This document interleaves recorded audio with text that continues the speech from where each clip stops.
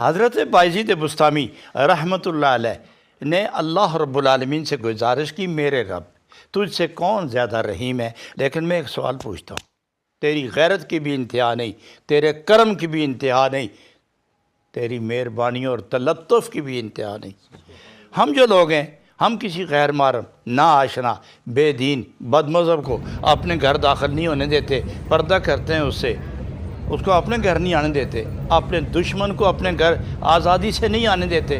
تو رب العالمین، یہ دل تو نے اپنے جلووں کے لیے بنایا، تو نے اس کو اتنا آزاد کیوں کیا کہ شیطان تیرے جلووں کی مرکز کی جگہ وہ خود آگے بیٹھ گیا؟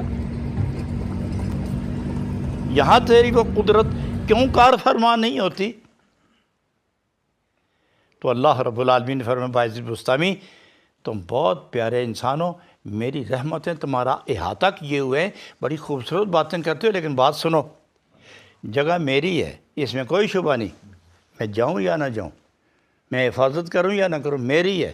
لیکن میں ایک بات پوچھنا چاہتا ہوں کہ مہمان بن کے کسی گھر میں مہمان بن کے داخل ہونا اچھا ہے یا مالک بن کے داخل ہونا اچھا ہے؟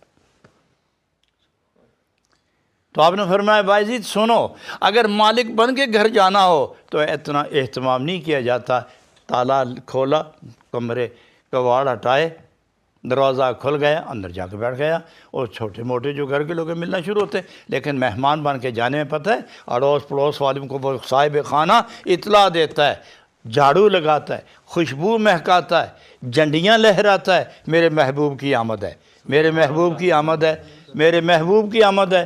ہر جگہ شور برپا ہوتا ہے کہ آج میرا محبوب آ رہا ہے۔ اللہ اللہ، سر من فدا راہ بسوار خواہی آمد، میرے محبوب آنے والا ہے، اس لیے ہر اہتمام خوشی کا وہ پورا کرنے میں اس کا انہماک قابل دید ہوتا ہے۔ تو میں یہ چاہتا ہوں کہ گھر تو میرا ہی ہے، لیکن میں نے جس پہلو کے اندر رکھا ہے، جس انسان کو دیا ہے، اس کو کہا ہے کہ تو دعوت دے تاکہ میں آؤں، تو میزبان بن، میں مہمان بنوں۔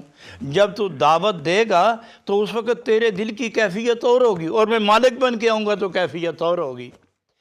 جس کو تم محبوب کہتے ہو اس کو دعوت تو دو نا کہ وہ تمہارے گھر آئے، لیکن اللہ کو جو دعوت دینی ہوتی ہے، یہ بڑا خوبصورت انداز ہے۔ یہ بھی نبی اکرم علیہ السلام نے طریقہ دعوت بتا دیا ہے کہ رب کو دعوت دینا ہو تو طریقہ کیا ہے، تاکہ وہ اپنے جلووں کی برسات کر دے۔ تو اس کا آسان طریقہ ہے کہ جب ساری کائنات سوئی ہوئی ہوں، اٹھو، گرم ٹھنڈے پانی کی پرواہ مت کرو، یہ نہ دیکھو میرے دائیں کون ہے، آگے پیچھے کون ہے، بس یہ دیکھو کہ ایک میں ہوں اور ایک میرا محبوب۔ وضو کر کے جب سر سجدے میں رکھ کے رونا شروع کرو گے نا، تو یوں سمجھو کہ اس کی آمد کا جو راستہ ہے، اس راستے پر آپ پانی کا چھڑکاؤ کر رہے ہیں۔ تو جب وہ آنسو بہنا شروع ہو جائے نا، تو عرش کے کنگرے ہلنا شروع ہو جاتے ہیں۔ تو اللہ رب العالمین اس انسان کے دل کو اپنے نور سے منور فرما دیتا ہے۔